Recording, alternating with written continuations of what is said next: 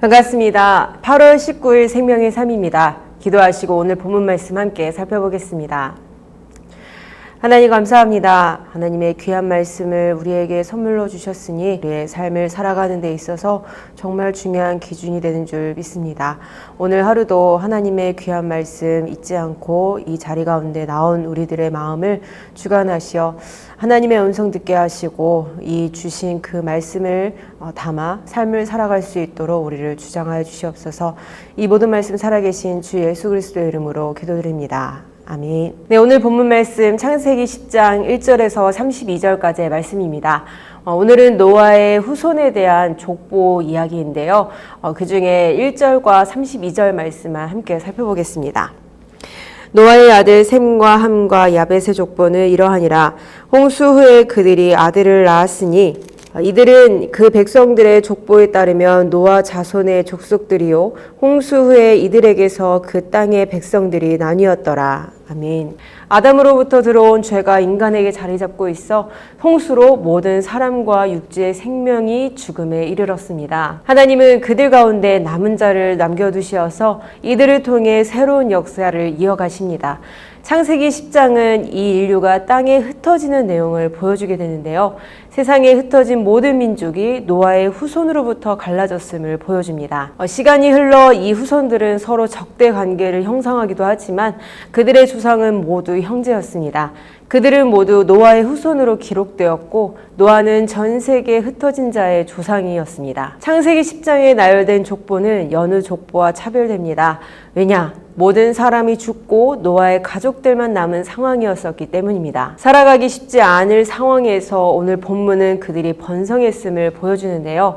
그들이 번성할 수 있었던 이유는 생육하고 번성하여 땅에 충만하라는 하나님의 축복이 있었기 때문입니다. 즉 노아의 아들들의 족보는 새로운 인류가 하나님의 축복으로 살아갈 수 있었음을 증명합니다. 모세는 노아의 자녀 야벳, 함, 셈 이렇게 순으로 그들의 후손을 나열해 갔습니다.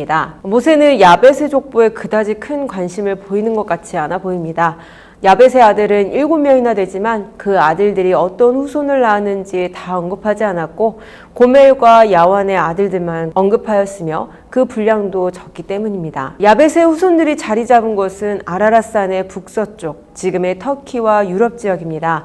이후 이스라엘은 이 지역 사람들과 접할 기회가 많지 않았기 때문에 모세도 이들에 대한 관심을 가지고 기록할 필요성을 느끼지 못했던 것 같습니다. 다만 야벳의 족속들 역시 노아의 후손으로서 하나님의 관심 아래 여러 백성으로 나뉘어 각자의 땅을 소유할 수 있었음을 확인하는 것으로 충분했습니다. 가장 작은 족속을 이루었지만 가장 먼 곳까지 뻗어나갔습니다.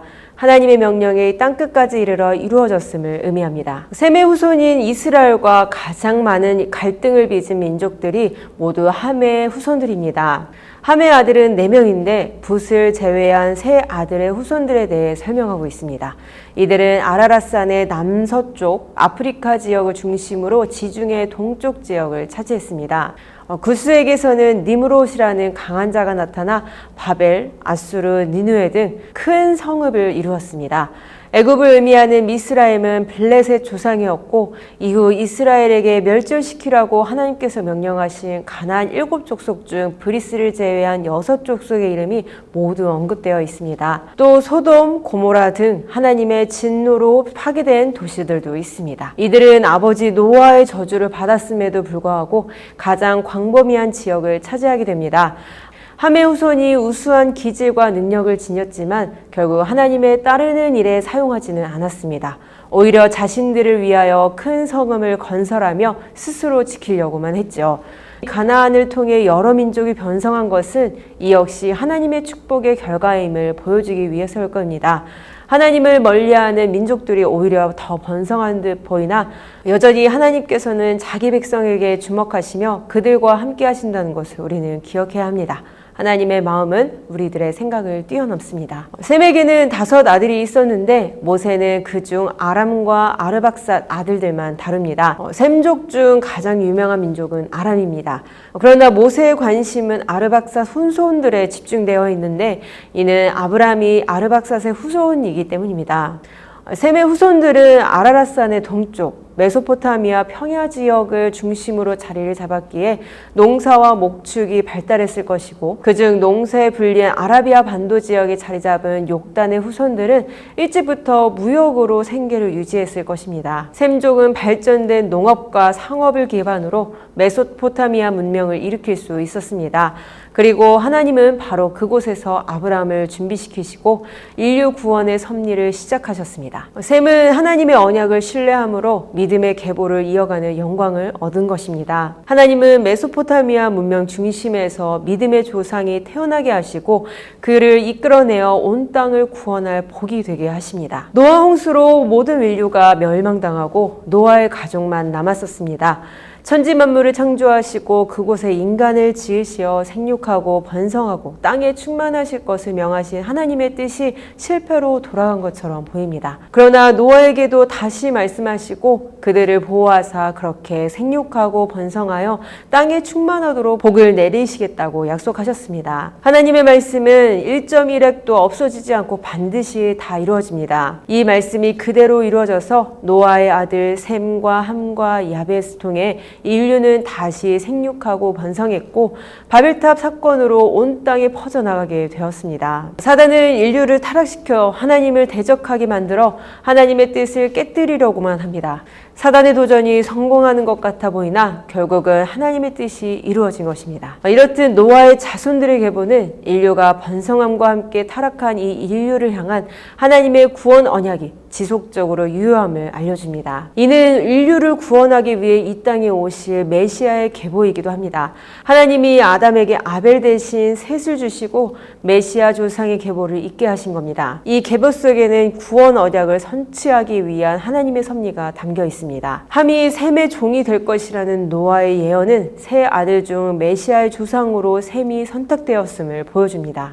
성경은 이 사실을 명시하기 위하여 11장에서 아브라함까지 이어지는 셈의 족보를 별도로 기록하고 있습니다. 사탄이 하나님의 구원 역사를 방해하려고 해도 결국 하나님의 뜻이 이루어진다는 사실을 증명합니다. 실제로 역사에서 메시아의 계보를 끊어버리기 위한 사탄의 시도가 여러 번 있었지만 그때마다 사탄은 실패하고 하나님의 뜻이 성취되었죠. 예수님이 이 땅에 탄생하셨을 때 사단은 아기 예수를 죽이려고 했고 결정적으로 가룟 유다를 통하여 그리스도를 팔아넘겼으나 하나님은 예수님의 죽음과 부활을 통해 구원의 뜻을 결국 이루셨습니다. 하나님의 놀라운 섭리와 경륜을 일깨우는 하나님의 경영 백성인 이 족보는 인류의 역사가 하나님의 구속 계획과 섭리의 손길이 구체적으로 나타나는 현장이라는 점을 또한 일깨워줍니다. 우리는 삶의 내재된 하나님의 섭리와 뜻을 발견하는 데 힘쓰고 매 순간 하나님의 주권을 인정하는 겸손한 신앙을 가져야 하겠습니다. 참된 지혜는 하나님의 섭리가 있음을 믿는 데서부터 시작됩니다.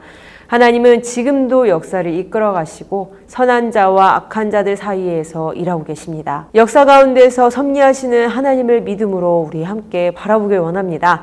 성도는 하나님의 구원이 반드시 승리함을 믿음으로 어떠한 방해와 박해 속에서도 복음을 배반하지 말고 영원한 하나님 나라의 승리에 동참해야겠습니다. 세상을 향한 하나님의 마음을 생각해 볼 때 내 위치와 역할은 어떠한가요?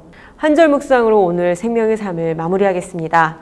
10장의 족보는 문자화된 세계지도로 인류의 공통기원을 설명합니다.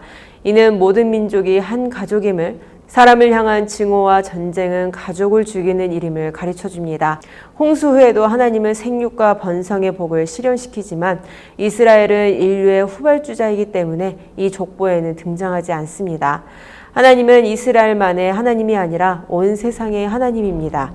그분이 보내신 예수 그리스도를 믿는 자는 누구나 하나님 자녀가 됩니다. 기도하겠습니다. 하나님 감사합니다. 우리에게 생명을 허락하시고 이 구속의 역사 가운데 두게 하신 주님, 우리가 어떠한 존재인지 또한 하나님께서 어떠한 흐름 가운데 우리를 두셨는지를 우리가 분명히 알고 하나님과 함께 동행해 나가길 주님 바랍니다. 이 모든 것을 창조하시고 누리게 하신 모든 요소들을 주님의 마음으로 품어 하나님께서 바라시는 바 생육하고 번성하며 땅에 충만하라는 그 뜻이 우리 가운데서도 실현될 수 있도록 우리를 주장하여 주시옵소서. 우리에게 그러한 마음을 주시고 또한 하나님의 뜻을 이뤄가기에 부족함 없이 지혜와 능력을 공급하여 주실 것을 아버지 믿사오며 살아계신 주 예수 그리스도의 이름으로 기도드립니다. 아멘.